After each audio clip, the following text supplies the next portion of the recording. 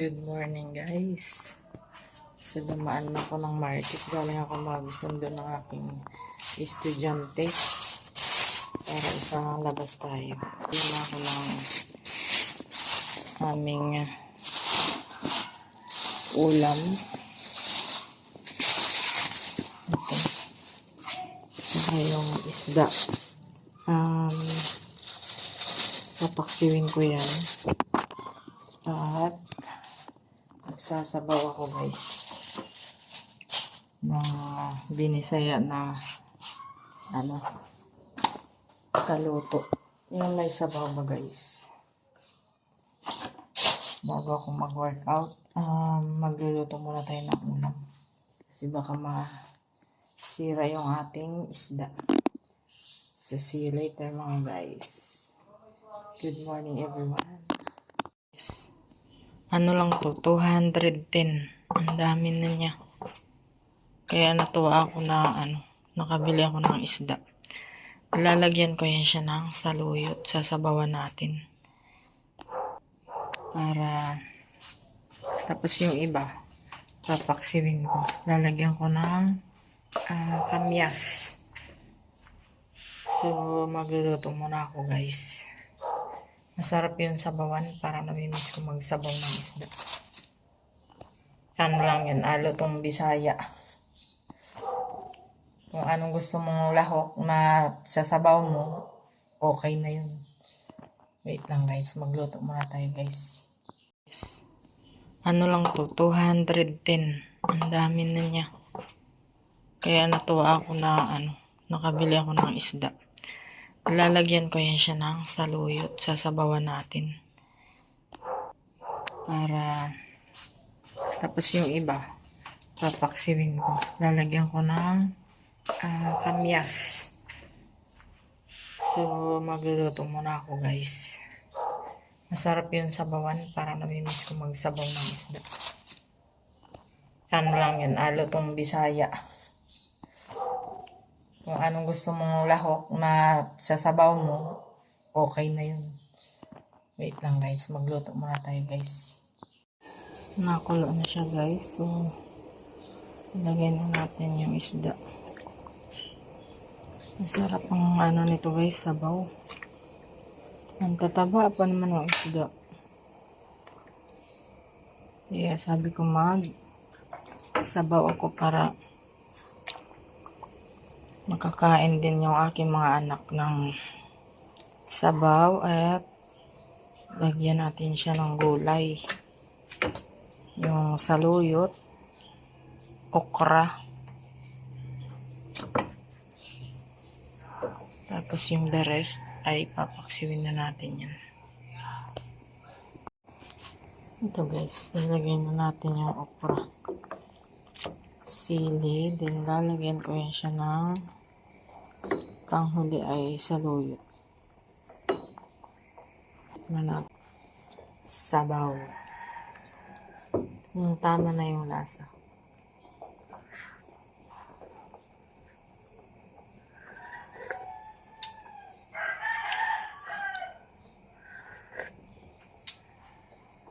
So, tama na yung lasa niya. Maya-maya, hintayin ko lang maluto yung okra. And, hanguin na natin or papatayin na natin yung apoy. Nakulong na siya guys. At medyo luto na yung okra. So, ilalagay na natin yung yan. Para healthy. Para makakain yung aking mga chikiting ng gulay. Simpleng ulam lang to guys. Pero, masustansya. Kasi nga may mga gulay siya. Ayan. Wait ko din to ng 5 minutes. Sarap ng sabaw ito guys. Mahilig kasi ako sa gulay. Kaya ayan. May okra, nilagyan ko siya ng kamyas para may konting asim. Doon sa ating paksiw, ang aking gagamitin na pampaasim ay kamyas din. So, luto na to guys. Papatayin na natin yung apoy at iluluto ko naman yung paksiw. Ito na guys, luto na yung ating isda. Kain tayo. Tikman natin yung lasa. Tikman natin to guys. Kain tayo.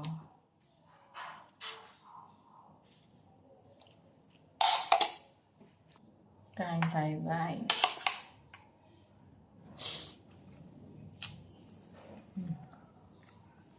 Sarap ng sabaw.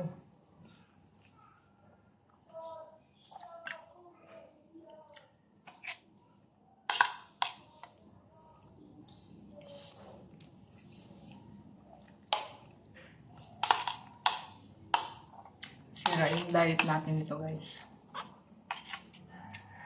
2 days na akong hindi nakain ng rice. Tapos ngayon kumain na ako ng rice.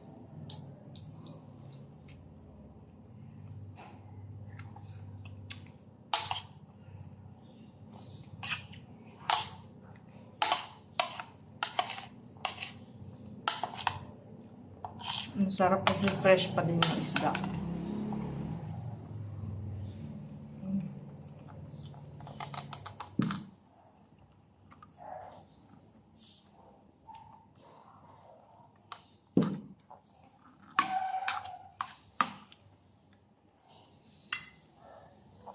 Mahilig po ako sa gulay.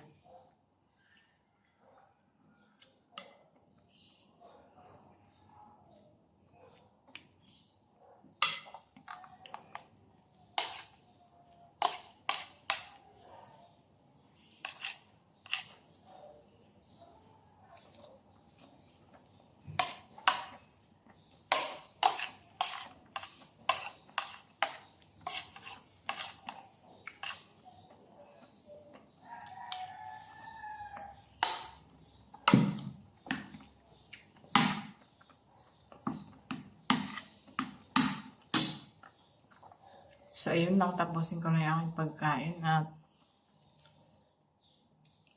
sana ay nakakain na rin kayo sa mga oras na to. So, thank you for watching guys. Hi guys! Mga ligo ta! Ganda.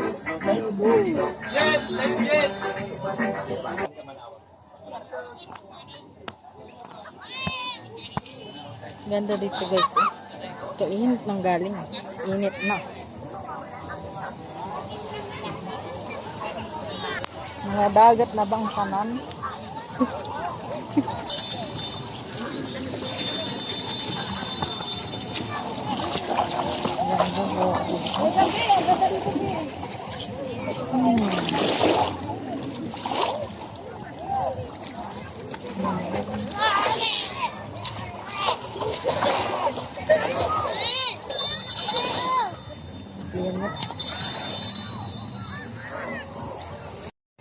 Maglakad-lakad kami dito guys. So guys. Init pa kayo guys.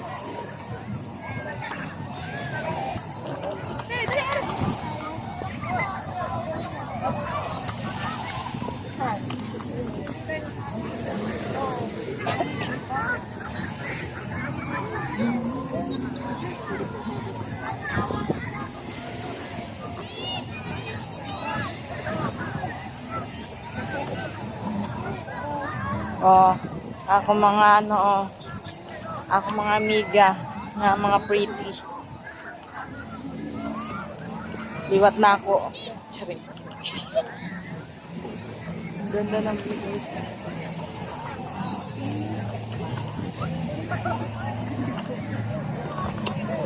Ino. Na.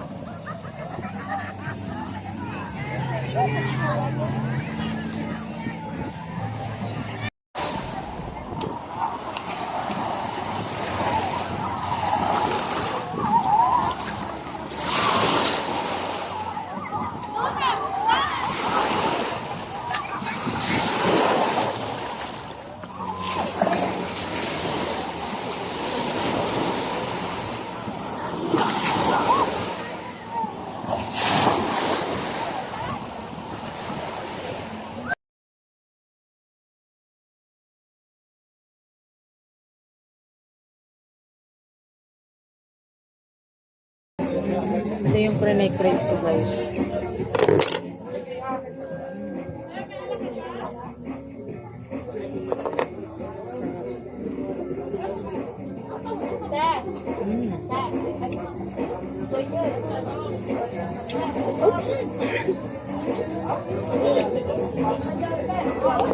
Kain ko yun ito, guys.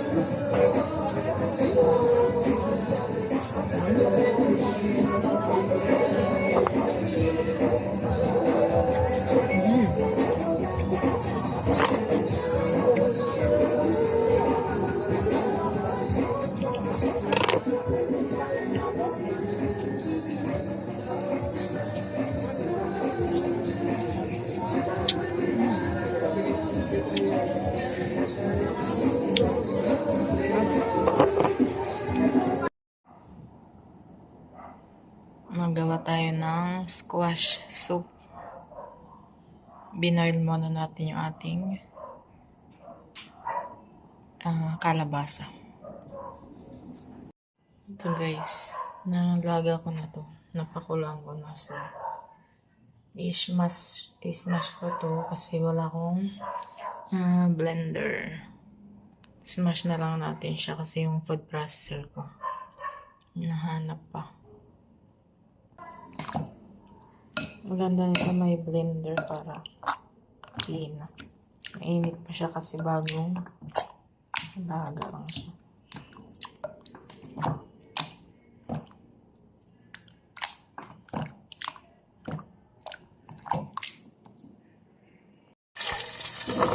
Mainit na itong ating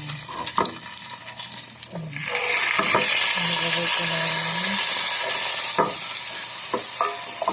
ating margarine. Nilagay ko na rin yung ating bawang, sibuyas at luya. Dito lang squash.